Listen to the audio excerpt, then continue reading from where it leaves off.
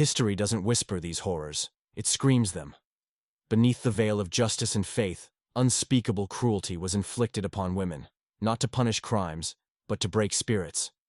What you're about to hear is not myth, not fiction, but a dark truth carved into the bones of civilization. Proceed only if you're ready to confront it. In medieval Europe, there existed a torture device with a name so deceptively absurd, it almost invites laughter, until its purpose is revealed. The Spanish donkey was a wooden structure shaped like a sharp triangular wedge, and it was designed for one thing: to slice a woman's body from between her legs. Slowly. Victims were forced to straddle this jagged edge as if riding a horse. The pressure tore into their most sensitive regions. And it didn't stop there. Weights were tied to their feet, increasing the downward force, deepening the wound, and magnifying the agony. This wasn't just torture. It was a spectacle of cruelty meant to destroy dignity and instill terror. Invented in Renaissance Italy, the Judas cradle, also known as the Judas chair, took violation to another level. A woman, stripped and bound by ropes, was slowly lowered onto a pyramid-shaped spike. The point was carefully aligned with her vagina or anus. Her own body weight became the weapon, forcing the spike deeper with every breath. Sometimes iron weights were added to increase the pressure. The injuries it caused weren't just internal, they were permanent, infectious, and often fatal. Death came not just from pain, but from infections that ate the body from within. To the torturers, it wasn't enough to kill. They wanted the victim to die inch by inch, inside and out. They said it was justice, but justice doesn't mutilate the body to silence the soul. These tools weren't just forged in iron, they were forged in fear, designed to enter, expand, and destroy from the inside out. They left scars deeper than flesh. These weren't punishments, they were violations. Among the cruelest of medieval inventions was the pear of anguish, a device as grotesque in purpose as it was in name. Forged from iron and shaped like a blooming flower, it was inserted into the most intimate parts of a woman's body, into the vagina for women accused of abortion, adultery, or heresy, the anus for homosexuals, and the mouth for blasphemers, or liars. Once inside, a screw was twisted. Slowly, 4 metal leaves began to expand outward, ripping through tissue and muscle. The pain was unimaginable. The purpose wasn't to kill, but to mutilate, leaving the victim disfigured, humiliated, and often too broken to speak or move again. In some cases, it was paired with other tortures, ensuring that the suffering was drawn out for hours, sometimes days. In a world where a woman's voice could be considered a crime, silence became the law. The scold's bridle, also known as the nagging leash, was a device worn like a mask, an iron cage that enclosed the head, with a metal plate that pressed harshly against the tongue. This wasn't just to mute women accused of gossip, rebellion, or disobedience. It was to shame them. They were paraded through the streets, mocked and humiliated in front of crowds. In more vicious versions, sharp spikes were placed inside the mask, so that any attempt to speak pierced the tongue with agony. Every word became pain. Every breath, a punishment. Not every punishment ended quickly. Some were designed to divide a woman from her body, her breath, her humanity. These methods didn't just kill, they disassembled, slowly, with purpose, with cruelty. The executioners weren't in a rush. They wanted every scream, every drop of blood, every shiver to linger. Among the most horrifying methods ever practiced was saw torture, a punishment so savage it feels ripped from the pages of horror. Fiction. But it was real. Tragically real.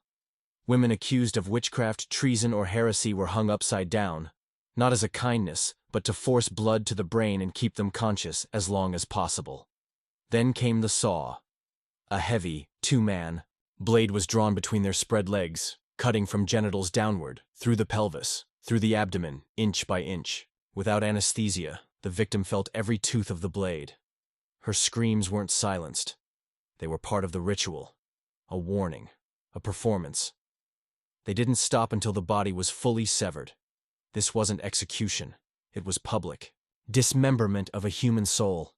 There was no pain more personal, no cruelty more targeted than breast ripping, a torment almost exclusively reserved for women. The device used? a heated iron tool with claw-like prongs, known as the iron spider. Its sword was latched onto the victim's breasts, which were then torn off. Slowly, deliberately. The pain was searing, magnified if the iron was heated until red-hot. This form of mutilation was inflicted on women accused of adultery, abortion, heresy, or even speaking against the church. In many cases, the wounds became infected. But death was often beside the point. The worst punishments weren't just about pain, they were about power.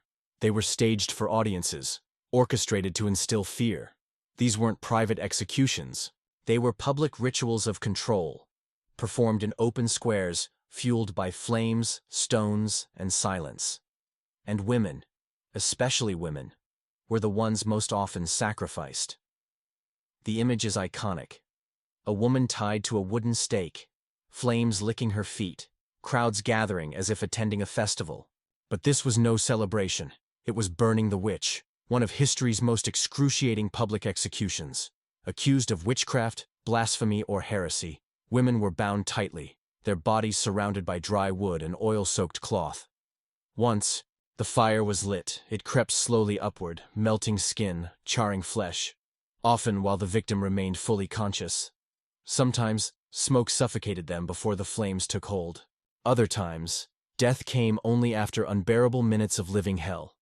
It was pain, spectacle, and warning rolled into one brutal act, and to many, it felt justified, because it was wrapped in the language of purity and salvation.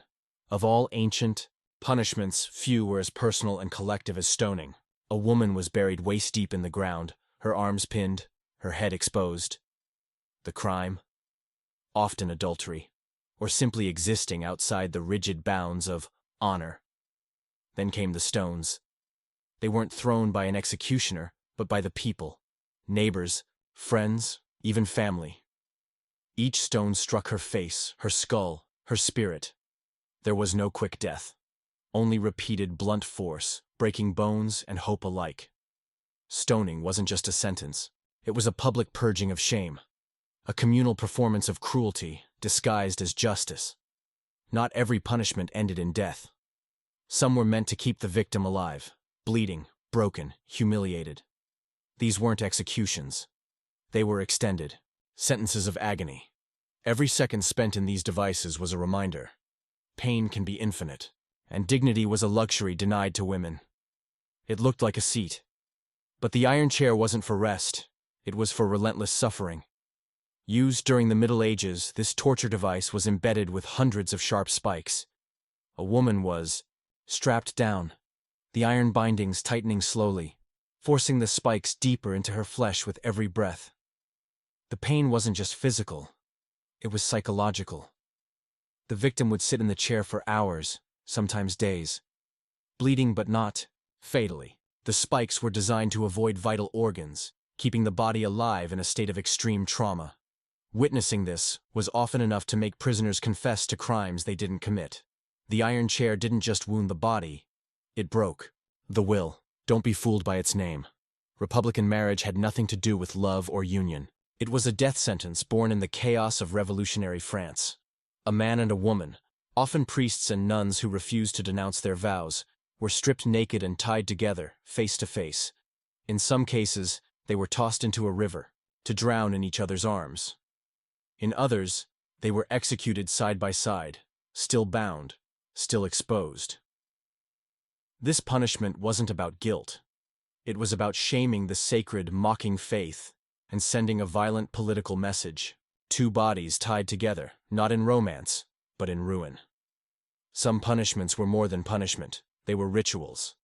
Acts passed down for generations, cloaked in the robes of culture, religion, and morality. The goal wasn't just discipline, it was domination. These acts carved pain into the body, and fear into the soul. And in some places, they never truly ended. It is not medieval. It is not extinct. Female circumcision, also known as female genital mutilation, FGM, has scarred over 200 million girls and women worldwide. And it still happens today. This ritual, often done without anesthesia and under unsanitary conditions, involves the partial or complete removal of external genitalia. It's performed not for health, but for control. to suppress sexual desire, to ensure obedience, to define a woman's body by pain and silence. The consequences are lifelong: infections, infertility, death, and devastating psychological trauma. It's one of the most inhumane practices still defended in the name of tradition. There was no hiding from public flogging. It was designed to expose, to break, to shame. Women were stripped, tied to a post in the town square, and whipped in front of crowds. The lashes weren't simple leather. They were often tipped with metal, designed to rip skin, to leave scars that spoke for years after the bruises faded. The crimes? Adultery, speaking too boldly, disobedience. Sometimes no crime at all, just existing in the wrong place at the wrong time. This punishment wasn't just about causing pain. It was about branding women as warnings, living reminders of what happens to those who stepped out of line. Some punishments masqueraded as justice, as tests, but justice requires reason, and these rituals had none. They were traps. No matter the outcome, the sentence was death. The final method in this history of horror didn't involve iron or fire, just water and a lie. It was called a trial, but it had no fairness, no logic, no mercy. A woman accused of witchcraft or moral impurity was tied hand and foot, bound tightly with rope and thrown into a river or pond. The theory? If she floated, the pure water had rejected her, proof of her guilt. If she sank, she was innocent, but already dying. It was a lose-lose judgment. Float, and you'd be burned. Sink, and you'd drown. The trial didn't reveal truth, it ensured silence. Those who survived were rarely spared. Suspicion still clung to them like the soaked fabric on their skin. This was not justice. It was execution dressed as tradition. A ritualized trap where fear made the rules and death did the judging. These weren't just punishments. They were tools of suppression. They were systems of control, masquerading as morality. And while the devices have rusted, the ideologies, the silence, the shaming, the cruelty, still echo through time. If we forget these women, we erase their screams. And silence once again wins.